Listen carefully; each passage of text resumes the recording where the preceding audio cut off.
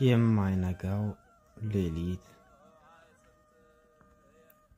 እስቲ ለአንድ አፍታ ወደዚያ የጨለማ ሸንጎ ስለኛ ተይዞ በአይሁድ መካከል ብቻውን የቆመውን ደቀ መዛሙርቱ ትተውት የሸኙትን ጌታ ተከትለን በዓይነ ሕሊናችን እንግባ። ቤተ ክርስቲያናችን አንጀት በሚበላው ውብ ዜማ አገቱ ንገለባ አትብዙዋነ ወሃዙ ኒማበሮ ሙለኩያነ አገቱ ንገለባ አትብዙዋነ እያለች በስቅለት የምታዜምለት ብዙ ውሾች ከበቡኝ የክፉዎችም ጉባኤ ያዘኝ ብሎ በዳዊት አንደበት የተናገረውን ክርስቶስ በውሸት አይሁድ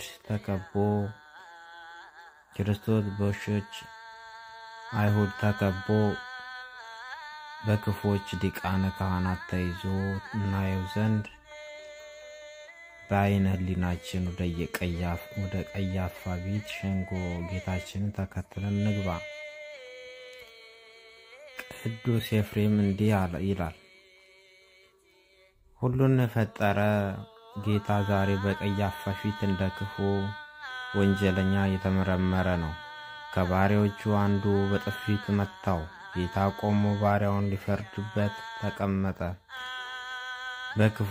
በክፋት የተሞላው ቁጭ ብሎ በንጹሐን ላይ ፈረደበት። እነዚህን ነገሮች ባሰብኩ ጊዜ ልቤ በፍርሃት ይንቀጠቀጣል፣ ሰማያትም ይንቀጠቀጣሉ፣ የምድር መሰረት ይናወጻል። መላእክትና ሊቃነ መላእክት በፍርሃት ይጨነቃሉ። ሚካኤልና ገብርኤል በክንፎቻቸው ፊታቸውን ይሸፍናሉ። ባሪያዬ ጌታውን በጥፊ ሲመታ ባዩ ጊዜ ኪሩቤል ከዙፋኑ ስር ይሸሸጋሉ፣ ሱራፌልም ክንፎቻቸውን ይማታሉ። ጌታችን በአይሁድ ሸንጎ ሞት ይገባዋል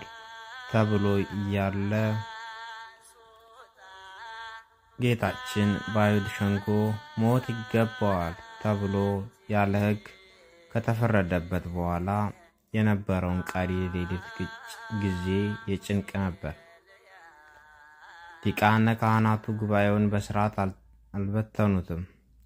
በዚያን ጊዜ ተፉበት፣ ጎሰሙትም። ሌሎቹም በጥፊ እየመቱ ወሰዱት። የያዙት ሰዎች ይዘብቱበትና ይደበድቡት ነበር።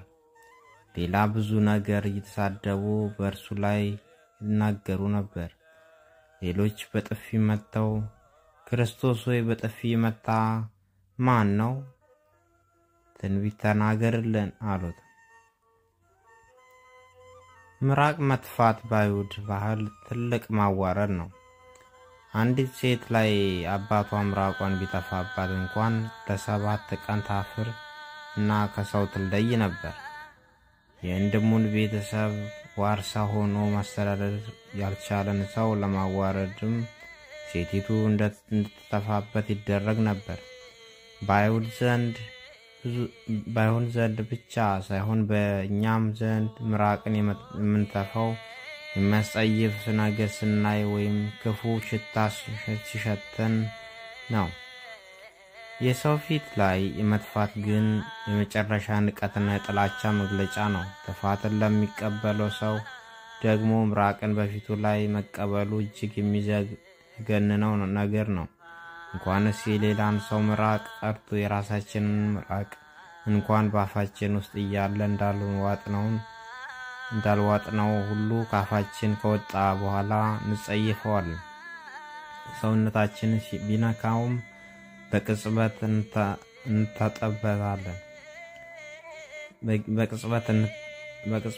እንታጠባለን እንጂ ራሴ ምራቅ ነው ብለን አንተውም።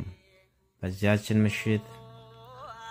ምሽት ግን አንድ ሰው ብቻ ሳይሆን የካህናት አለቆችና የአይሁድ ማህበር ከነሌሎቻቸው በመድኃኔዓለም ክርስቶስ ላይ ተራ በተራ ምራቃቸውን እየተፉ የጥላቻቸውንና የንቀታቸውን ጥግ አሳዩት። ለመስማት የሚያስጨንቀው በዚያ የጨለማ ሸንጎ ምራቅ ሲተፋበት ያመሸው ጌታ ምራቁን በእጁ ላይ እንትፍ ብሎ የዲዳውን ሰው ምላስ በመዳሰስ አንደበቱን የከፈተለት ጌታ መሆኑ ነው። እርሱ ዕውር ሆኖ የተወለደን ሰው በቅዱስ ምራቁ ጭቃ ለውሶ በግንባር ላይ ዓይን ሰርቶ ወደ ሲሎአም መጠመቂያ ሄደ ተጠመቅ ብሎ ዓይኑን አብርቶለት ነበር። አይሁድ ግን በምራቁ ይህን የሚሰጠን ጌታ በዓይኑ ላይ እርኩስ ምራቃቸውን ተፉበት። ጌታችን የዕውሩን ዓይን እንኳን በምራቁ ባበራበት ዕለት በመሬት ላይ አጎንብሶ እንትፍ አለ እንጂ ላድነው ነው ብሎ እንኳን በዕውር ፊት ላይ አልተፋበትም። ቅዱስ ኤፍሬም እንዲህ ብሏል። ለኛ ፊት ክብርን የሰጠ እንደ አንተ ያለ ማን አለ? የዕውሩን ዓይን ስታበራ እንኳን ራእያችን አክብረ ወደ መሬት ተፋ እንጂ በፊቱ ላይ አልተፋበትም። ጌታ ሆይ በእኔ ላይ ግን በፊቴ ላይ አንተፍ በልብኝ። በገዛ ፈቃድ የዘጋሁትን ዓይኔን ክፈትልኝ።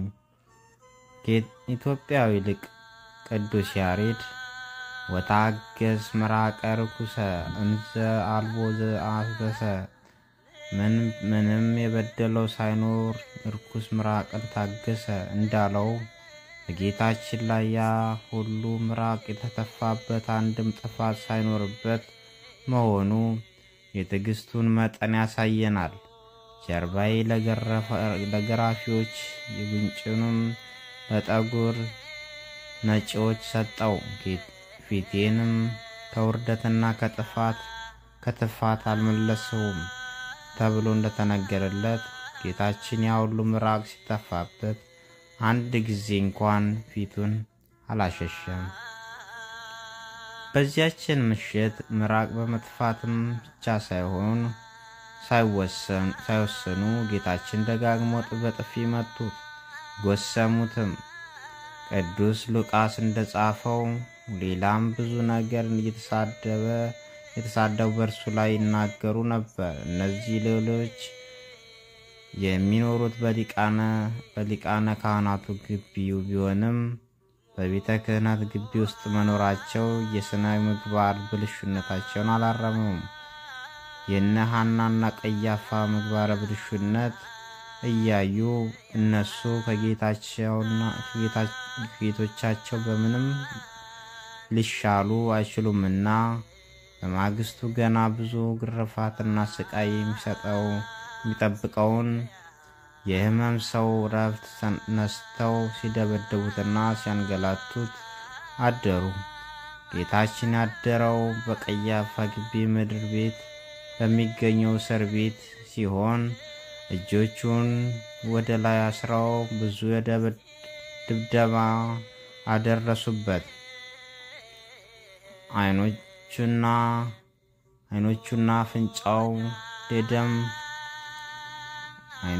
አፍንጫው የደም ምንጭ ሆኑ። ወንጌላዊ ሌላ ብዙ ነገር እየተሳደቡ ብሎ ተወው፣ ከተሰደበኝ የደገመኝ እንዳይሆንበት ነው እንጂ ጌታችንስ በጆሮ ብዙ ስድብን ተቀብሏል። ነፍሴ ስድብንና ሐሳርን ታገሰች፣ አስተዛዘኝም ተመኘው አላገኘውም፣ የሚያጽናናኝም አጣው ብሎ በነቢዩ አንደበት እንደተናገረ ጌታችን የማይቆጠር ስድብን ስለኛ ተሸክመዋል። ለጌታችን መሰደቡ በዚያች ዕለት ብቻ የደረሰበት ነገር አይደለም። ድርሳነ ማህያዊ ስድቡ በዕለተ ዓርብ ብቻ አይደለም፣ 3 ዓመት ሙሉ ሰደቡት እንጂ። ጽዕለቱስ አኮ በዕለተ ዓርብ ባቲቱ አላ ጻለዎ ሰለስተ ዓመተ እንደሚል ጌታችን ምስጋናን ሊሰማበት በሚገባው አምላካዊ ጆሮ 3 ዓመት ሙሉ ብዙ ስድብን ስለኛ ታገሶ ሰምቷል። አምላክ እንደመሆኑም በፊቱ የተሳደቡትን ብቻ ሳይሆን በሌላ ብዙ ሆነው የሚሳደቡትን ስድብ እየሰማ ታግሷል። ሚመጣን ዘተወክፈ እግዚእነ ማማተ ዘበልሳን እምነ አይሁድ ይላል። ሌላው ሊቅ ጌታችን በአይሁድ አንደበት የሚነገሩ የንግግር ማማትን ምን ያህል ተቀበለ? አናጢ ልጅ የሚሉበት ጊዜ አለ፣ እብድ የሚሉበት ጊዜ አለ፣ ጋኔን ይዞታል የሚሉበት ጊዜ አለ፣ በደለኛ አሳች የሚሉበት ጊዜ አለ። ከዚህ በኋላ ፊቱን አስረው በጥፊ እየመቱ የመታህ ማን ነው? ትንቢት ተናገርልን እያሉ ዘበቱበት። የነቢያትን አምላክ ነቢይ ከሆንህ ትንቢት ተናገር አሉት። ዓይንን የሰራውን ጌታ ዓይኑን ሸፈኑት። ሁሉንም ከሚያውቅ ፈጣሪ ጋር ድብቆሽ የሚሞክር ሰው ምንኛ ተሞኘ። ነቢዩ ዮናስ መጥቶ ቢነግራቸውም ምን አለ? ንገሩን አለን እንጂ ኃጢአት ሰርተን ፈጣሪ ማያየን መስለን ሰዎች ሁላችንም ዓይኑን ካሰሩት ሌሎች በምንም አንሻለም። የእነርሱ ሐሳብ ዓይኑን ስንሸፍነው ማን እንደመታው አላወቀውም ብለው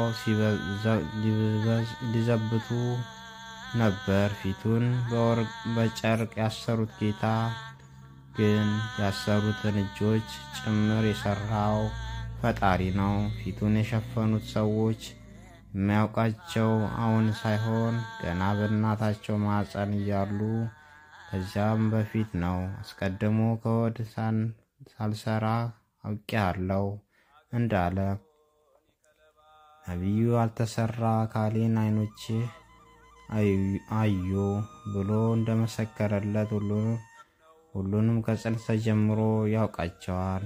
ሕማማት ዲያቆን ሄኖክ ኃይሌ